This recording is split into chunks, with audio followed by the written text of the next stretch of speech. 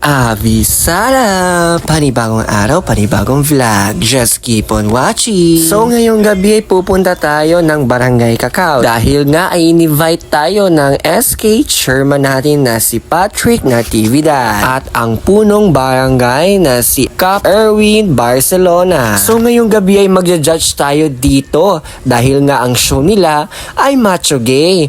Na kung tinatawag na macho pero gay. Pero lahat po yan sila ay straight na lalaki. Meron nga dyan yung may mga anak na, mga tatay na, mga tito, at may binata din.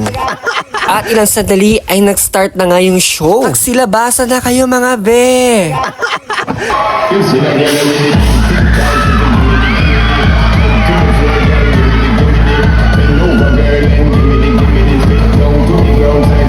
At dito nga sa part na ito ay ang kanilang production number. Ewan ko ba kung okay ba to sila or lasing. Na mabuti na lang ay may perfect na instructor. Nano?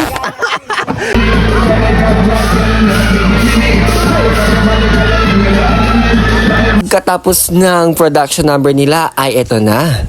Budots time na para sa kanila. Eto nga talaga ay medyo lasing na talaga.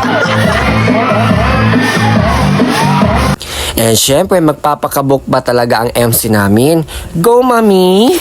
Sabi nila, masarap pa ang talong.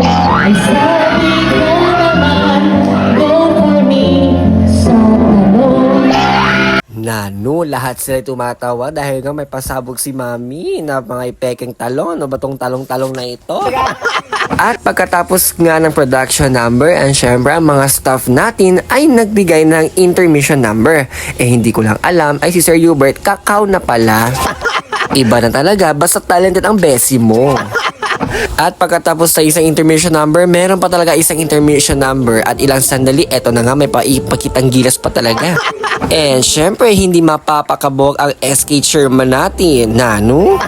Alam nyo po mga ma'am and sir, nakakaproud talaga ang Barangay Cacao dahil ang daming talented na mga estudyante, mga bata, mga youth.